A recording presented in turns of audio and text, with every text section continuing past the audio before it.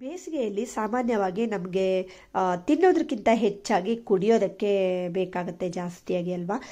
ಮತ್ತೇನಂದರೆ ಒಂದು healthy recipe ಇದು. ಮತ್ತು ಬೇಸಿಗೆಯಲ್ಲಿ ಕೆಲವೊಬ್ಬರಿಗೆ ಹೊಟ್ಟೆ ಉರಿ, ಸಂಕಟ ಆ ರೀತಿ ಎಲ್ಲ ಆಗುತ್ತೆ, ಅಂಥವರಿಗೆ ಕೂಡ ಇದು ತುಂಬಾ ಒಳ್ಳೆಯದು. ಹಾಗಾದರೆ ಹೇಗೆ ಮಾಡೋದು ಅಂತ ನೋಡ್ತಾ ಹೋಗೋಣವಾ. ಹಲೋ ಎವ್ರಿವಾನ್, ನಾನು ಸುಷ್ಮಾ. ವೆಜ್ ವಂಡರ್ಸ್ ಚಾನಲ್ಗೆ ಸ್ವಾಗತ, ಸುಸ್ವಾಗತ. ಫಸ್ಟ್ ನೋಡಿ, ಒಂದು ಬೌಲ್ಗೆ ನಾನು 3 ಚಮಚ ಆಗುವಷ್ಟು ಜೋಳದ ಹಿಟ್ಟನ್ನು ಹಾಕ್ಕೊಳ್ತಾ ಇದ್ದೀನಿ.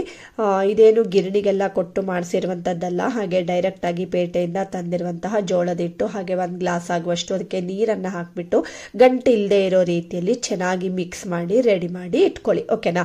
ನೆಕ್ಸ್ಟ್ ಸ್ಟೆಪ್ ಏನಂದರೆ, ಸ್ಟವ್ ಆನ್ ಮಾಡಿಬಿಟ್ಟು ಒಂದು ಪಾತ್ರೆನ ಇಟ್ಕೊಂಡಿದ್ದೀನಿ. ಅದಕ್ಕೆ ಈಗ 1.5 ಗ್ಲಾಸ್ ಆಗುವಷ್ಟು ನೀರನ್ನು ಹಾಕ್ಕೊಳ್ತಾ ಇದ್ದೀನಿ. ನಿಮಗೆ ಯಾವ ಕ್ವಾಂಟಿಟಿಯಲ್ಲಿ ಬೇಕು ಅಂತ ನೋಡಿಕೊಂಡು ನೀರನ್ನು ಸೇರಿಸ್ಕೊಳ್ಳಿ. ಓಕೆನಾ. ಹಾಗೆ ನೋಡಿ, ಈಗ ರೆಡಿ ಮಾಡಿ ಇಟ್ಕೊಂಡಿರೋಂಥ ಈ ಜೋಳ ಸ್ಲರಿನ ಇದಕ್ಕೇನೆ ಮಿಕ್ಸ್ ಮಾಡ್ಕೊಳ್ತಾ ಇದ್ದೀನಿ. ನೀರು ಒಂದು ಸ್ವಲ್ಪ ಬಿಸಿ ಬರಲಿ, ಆಮೇಲೆ ಈ ರೆಡಿ ಮಾಡಿ ಇಟ್ಕೊಂಡಿರೋಂತಹ ಜೋಳ ಸ್ಲರಿನ ಹಾಕ್ಕೊಂಡು ಚೆನ್ನಾಗಿ ಇದನ್ನು ಮಗಚಬೇಕು. ಅದೊಂದು ಸ್ವಲ್ಪ ಬಿಸಿ ಬರಬೇಕು. ಆಮೇಲೆ ರುಚಿಗೆ ತಕ್ಕಷ್ಟು ಉಪ್ಪನ್ನು ಹಾಕ್ಕೊಂಡಿದ್ದೀನಿ. ಮತ್ತು 1-2 ಹಸಿಮೆಣಸನ್ನು ಚಿಕ್ಕದಾಗಿ ಕಟ್ ಮಾಡಿಕೊಂಡು ಸೇರಿಸ್ಕೊಳ್ತಾ ಇದ್ದೀನಿ. ನಿಮಗೆ ಹೊಟ್ಟೆ ಉರಿ ಸಂಕಟಕ್ಕೆ ನೀವು ಕುಡಿತಾ ಇದ್ದೀರಿ ಅಂತಾದರೆ ಹಸಿಮೆಣಸನ್ನು ಸ್ಕಿಪ್ ಮಾಡ್ಕೊಂಡ್ಬಿಡಿ. ಹಾಗೆ ಒಂದು ಸ್ವಲ್ಪ ನೋಡಿ ಶುಂಠಿನ ತುರಿದ್ಬಿಟ್ಟು ಸೇರಿಸ್ಕೊಳ್ತಾ ಇದ್ದೀನಿ. ಮತ್ತು 1/2 ಚಮಚ ಆಗುವಷ್ಟು ಪೆಪ್ಪರ್ ಪೌಡರನ್ನು ಸೇರಿಸ್ಕೊಂಡಿದ್ದೀನಿ. ಪೆಪ್ಪರು ಆ್ಯಕ್ಚುಲಿ ಕಾಳು ಮೆಣಸು ನಮ್ಮ ದೇಹಕ್ಕೆ ತಂಪೋದು. ಕುಡಿಯೋದಕ್ಕೆ ಅದು ಖಾರವಾಗಿ ಬಂದರೂ ನಮ್ಮ ದೇಹಕ್ಕೆ ತಂಪು ಮತ್ತು ತುಂಬ ಒಳ್ಳೆಯದು. ಹಾಗೆ ಒಂದು ಸ್ವಲ್ಪ ತುರಿದಿಟ್ಕೊಂಡಿರೋಂಥ ಕ್ಯಾರೆಟನ್ನು ಹಾಕಿಬಿಟ್ಟು ಚೆನ್ನಾಗಿ ಇದೆಲ್ಲದು ಮಿಕ್ಸ್ ಮಾಡಿ ಇದನ್ನು ಬಾಯ್ಲ್ ಮಾಡ್ಕೊಳ್ಳಬೇಕು. ಮತ್ತು ಇದು ವೆಯ್ಟ್ ಲಾಸ್ ಮಾಡ್ಕೊಳ್ಳೋದಕ್ಕೆ ಕೂಡ ತುಂಬಾ ಹೆಲ್ಪ್ ಆಗುತ್ತೆ. BP ಕಂಟ್ರೋಲ್ಗೆ ತುಂಬ ಹೆಲ್ಪ್ ಆಗುತ್ತೆ.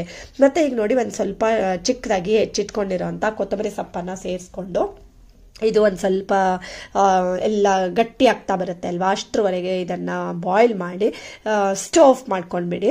ನಿಮಗೆ ತೆಳುವಾಗಿ ಬೇಕು ಅಂತಾದರೆ ಇನ್ನೂ ಒಂದು ಸ್ವಲ್ಪ ನೀರನ್ನು ಜಾಸ್ತಿ ಹಾಕ್ಕೊಳ್ಬೋದು. ಆಮೇಲೆ ನೋಡಿ, ಇದನ್ನು ಒಂದು 5 ನಿಮಿಷ, ಅಂದರೆ ಇಷ್ಟು ಬಿಸಿ ಇರಬಾರ್ದು, ಒಂದು ಸ್ವಲ್ಪ ಇದು ಬಿಸಿ ಕಡಿಮೆ ಆದಮೇಲೆ ಈ ಫ್ರೆಶ್ ಆಗಿ ನೋಡಿ ನಾನು ಮಜ್ಜಿಗೆನ ಕಡಿದು ರೆಡಿ ಮಾಡ್ಕೊಂಡಿದ್ದೀನಿ. ಹಾಗೆ ಆ ಮಜ್ಜಿಗೆನ 1 ಗ್ಲಾಸ್ ಆಗುವಷ್ಟು ಸೇರಿಸ್ಕೊಳ್ತಾ ಇದ್ದೀನಿ. ಸೊ ಈಗ ಮಜ್ಜಿಗೆನ ಇದರಲ್ಲಿ ಚೆನ್ನಾಗಿ ಮಿಕ್ಸ್ ಮಾಡ್ಕೊಳ್ಬೇಕು. ಆ್ಯಕ್ಚುಲಿ ಇದು ತುಂಬ ಹೆಲ್ದಿ. ಇದ್ರ ಜೊತೆಗೆ ಉಳ್ಳಾಗಡ್ಡಿ ಖಾರ, ಇದು ಆ್ಯಕ್ಚುಲಿ ನಾರ್ತ್ ಕರ್ನಾಟಕದ ಕಡೆಗೆ ತುಂಬಾ ಮಾಡ್ತಾರೆ. ಉಳ್ಳಾಗಡ್ಡಿ ಖಾರ ಇದ್ರ ಜೊತೆ ತುಂಬಾ ಟೇಸ್ಟಿಯಾಗಿ ಬರುತ್ತೆ. ಅದನ್ನು ಕೂಡ ನಾನು ಆಲ್ರೆಡಿ ತೋರಿಸ್ಕೊಟ್ಟಿದ್ದೀನಿ, ಡಿಸ್ಕ್ರಿಪ್ಷನ್ನಲ್ಲಿ ಅದರ ಲಿಂಕನ್ನು ಹಾಕಿರ್ತೀನಿ.